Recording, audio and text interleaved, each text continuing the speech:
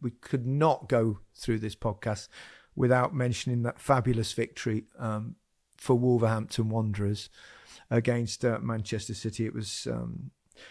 It was backs against the wall stuff for most of the game, but to be honest, City didn't create too much against them. An excellent game plan from Gary O'Neill. And they thoroughly deserved that victory in the end. Brilliant counter-attacking game. Well, yeah, it's a game I was keeping an eye on, and I was looking at the Arsenal game as well. But Alan did some really good analysis yesterday on how they sort of went from one end of the pitch to the other so quickly in that transition at pace, and Neto was fantastic. But one thing was evident for everyone: Rodri. Missing, him being suspended. It's more just he controls the tempo of the game. And I'm not saying if he was there that they would have won, but I'm just like, it went too easy from back to front without no real protection in there. And Kovacic, I really love. I think he's done well since he's come to Man City, but he was more of a dribbler in yesterday's game, and he kept getting caught on the ball when they just needed a little bit of calm in that midfield. But take nothing away from Wolves. Look, they had to withhold the pressure. I think Man City had like 70% possession in that game, but it's what they did with it. And I think Neto, he's up to like 5 assists this season as well.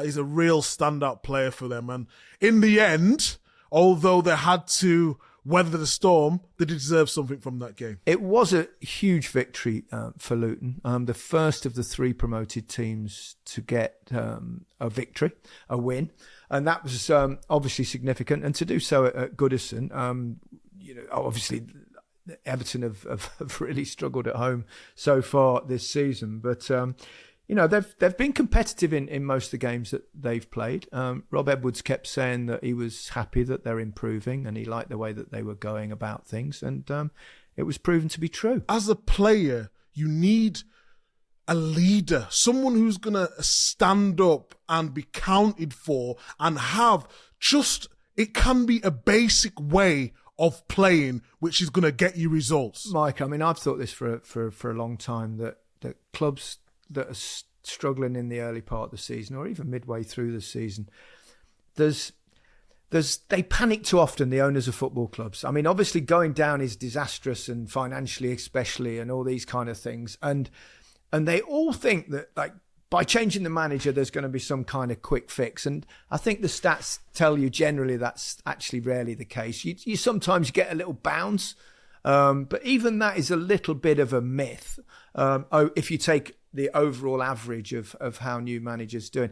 I mean, take last season in the Premier League, for example. The teams that were relegated, there's Southampton, Leeds, Leicester, all got rid of their managers. And then clubs that kind of stuck with it, like Bournemouth, for example. I know they lost, I know they changed manager, but it was 4 games in at the start of the season for certain reasons. But I sometimes think that panic thing, it doesn't really work.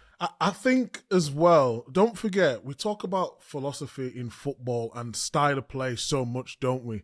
So if you bring a new manager in, say 3 months into the season, it's almost like starting all again. You've pretty much played away all pre-season.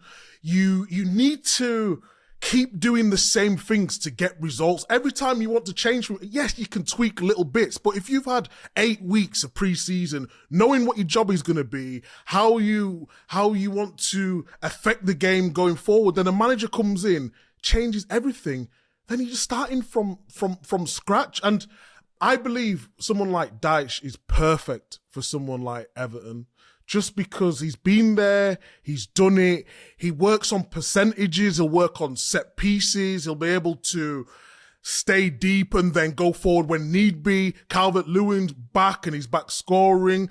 And just having, it might not be as easy on the eye as we all want, but it's just about getting them little percentages that will make the difference in staying up and going down. Imagine panicking enough that with 8 games to go at the end of a season, you're struggling to fight relegation, that you suddenly bring in a manager that's had no experience of managing a football club ever. Gary! No, it's true. It's tough. Yeah, but it's hard though. As you know, as a player, you're thinking, because when it got to Villa, it got so bad and so toxic within our dressing room. Did it? It was. In what way? Were players falling out? We do not want to be remembered as the worst ever Premier League team. So whatever we do, make sure we beat Derby's worst ever points total. That's what it became. That's an ambition. It did. It just became about individuals. You know what it's like. We've all played football. When things are going well, it's brilliant. It's all a team. But when things are not going so well, it's all just about individuals. And we became a team full of individuals. Well, I got 7 in the paper, or I know I can get a move at the end of the season. Did you really, genuinely, Micah, take any notice of the marks in the paper? Really? Because the media, when back then, they're running the narrative, aren't they? So if you're getting a 7, an 8 on the paper in a struggling side, like the managers, the coaches, look, oh, Richards is doing all right, even in that struggling side. He shouldn't. He's too good for that team, and we'll have a look at him at the end of the season. So you think managers judge players by the marks they get on a newspaper? I'm saying the narrative. I'm telling you, Gary. I'm telling you. Moment of the week. There are a couple for me. I don't know whether anyone saw it, but I saw the highlights of Celtic Motherwell. And it was a mad game. I think Celtic scored in the 87th minute, and then we know we get long injury times at present. Motherwell equalised in the 95th minute, and then Celtic scored the winner again in the 97th minute. They're top of the league there. Brendan Rodgers, obviously very popular amongst us Leicester fans, always will be, for giving us the glory of winning the FA Cup. But we are getting some exciting finales, and obviously the Liverpool own goal was another one that we had well into injury time. But it's making for real late drama. I know we've spoken about that game already, but that Matip, I just wanted the ground to swallow him up.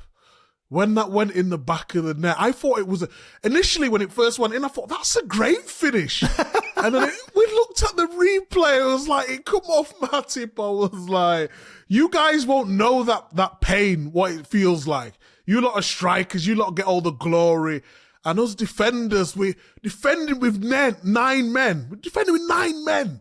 And you're doing such a good job, and last minute, can't sort your feet out, and it goes into it was horrible. It was horrible. Moment of the week. I'm going to go with Roy Hodgson, who's now gone 5 games unbeaten at Old Trafford as a manager, most of them with Crystal Palace and one with Watford, I think. What I loved was his interview at the end of the game, when he said, "I've been told it's now 5 unbeaten at Old Trafford, but I can't remember any of the others." I know how you feel, Roy. That's what happens when you get a little bit ancient. But I mean, he's remarkable. I mean, the game plan and his enthusiasm and his intelligence, he's something to behold, isn't it? I told you I don't want to like Roy because he left me out of the Euros 2000, the squad. Do you know what I mean? I shouldn't like him. Yeah, it's more evidence right there. I just, I'm not, hate's a strong word. I don't want to like him, but you can't help but love the guy, And even just his interviews after, he's so articulate. He don't mind having a go as well. We had the incident a couple of weeks ago where he's sort of squaring up to someone. I just think he's done fantastic things. And my mate, Vieira, was at Palace, and when he left, I thought, okay, bring him back in Roy. Is it the right fit? And it certainly has been. He does a brilliant job now.